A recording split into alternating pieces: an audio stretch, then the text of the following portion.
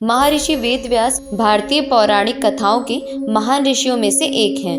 उनका जन्म द्वापर युग में हुआ था और वे ऋषि पराशर और सत्यवती के पुत्र के रूप में जाने जाते हैं। वेदव्यास ने वेदों को 4 भागों में विभाजित किया है, जिससे वेदों का अध्ययन और अधिक सरल हो गया। इसके अलावा उन्होंने महाभारत की रचना की। उनके ज्ञान और साधना से प्रसन्न होकर उनके पिता ऋषि पराशर ने उन्हें अमरता का वरदान दिया था। इसके अलावा वह अपने दिव्य दृष्टि से भूत, वर्तमान और भविष्य को देखने में सक्षम थे। नंबर 5, राजा बलि। असुर राज बलि महर्षि प्रहलाद के वंशज थे और वे एक धर्म प्रिय और दानी राजा थे। पराक्रम और धर्म के बल पर उन्होंने तीनों लोकों पर विजय प्राप्त कर ली थी और इंद्रलोक को भी जीत लिया था। इससे इंद्र और अन्य देवता बहुत चिंतित हो गए और उन्होंने भगवान विष्णु से सहायता मांगी। भगवान विष्णु ने देवताओं की रक्षा के लिए वामन अवतार लिया था। वे एक बौने ब्राह्मण का रूप धारण कर बलि के यज्ञ स्थल पर पहुंचे, जहां बलि ने उनका स्वागत किया। वामन भगवान ने बलि से केवल 3 पग भूमि का दान मांगा। बलि ने विनम्रता से इसे स्वीकार कर लिया, लेकिन उसके गुरु शुक्राचार्य ने चेतावनी दी कि यह साधारण ब्राह्मण नहीं है, बल्कि स्वयं विष्णु है, जो बलि की शक्ति और साम्राज्य को समाप्त करने के लिए आए हैं। बलि ने अपने गुरु की चेतावनी को नजरअंदाज कर दिया और वचन निभाने का संकल्प लिया। जब बलि ने वामन को 3 पग भूमि दान कर दिया, तब भगवान वामन ने विशाल रूप धारण कर लिया।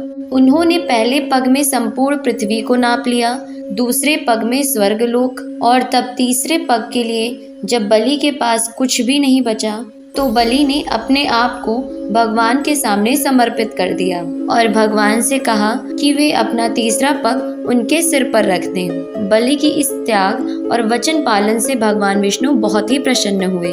भगवान विष्णु ने बलि को आशीर्वाद दिया और उन्हें पाताल लोक का राजा बना दिया। साथ ही उन्हें चिरंजीवी होने का वरदान भी दिया। नंबर 6, विभीषण। विभीषण रावण के छोटे भाई थे, लेकिन उन्होंने अपने भाई के अन्याय के खिलाफ खड़े होकर सच्चाई का मार्ग चुना। जब रावण ने सीता जी का अपहरण किया, तब विभीषण ने उसे समझाने की कोशिश की, लेकिन रावण ने उनकी बात नहीं मानी।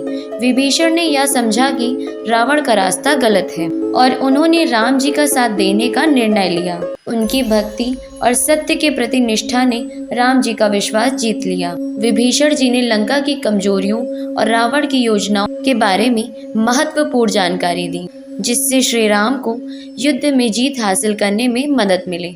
जब युद्ध खत्म हुआ और रावण का वध हुआ, तब भगवान राम ने विभीषण की निष्ठा और भक्ति को देखकर उन्हें लंका का नया राजा नियुक्त किया और इसके साथ ही राम जी ने विभीषण को चिरंजीवी का वरदान दिया।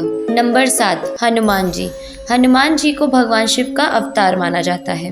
वे इतने शक्तिशाली थे कि वह अकेले ही रामायण का युद्ध समाप्त कर सकते थे। न जाने कितने शक्तिशाली राक्षसों को उन्होंने अकेले ही मौत के घाट उतार दिया था।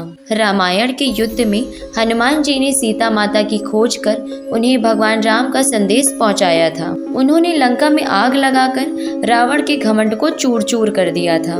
लक्ष्मण जी के मूर्छित होने पर उन्होंने ही संजीवनी बूटी लाया था। जब राम भक्त हनुमान जी ने अशोक वाटिका में माता सीता को श्री राम का संदेश दिया था, तब माता सीता ने उनकी भक्ति और साहस के कारण उन्हें अमर होने का वरदान दिया था।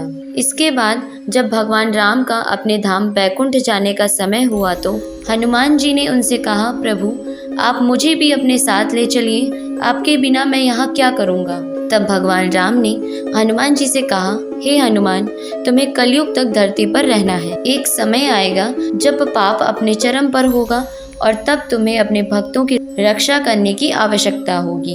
अपने आराध्य के वचन को कैसे ठुकरा सकते थे बजरंगबली। उन्होंने कहा, प्रभु मैं आपको वचन देता हूँ कि मैं कलयुग तक धरती पर रहूँगा। जहाँ भी आपके नाम का स्मरण होगा, वहाँ मैं तुरंत उपस्थित हो जाऊंगा। आपकी अयोध्या मेरी प्राण होगी और आपके भक्तों की रक्षा मेरा परम सौभाग्य होगा।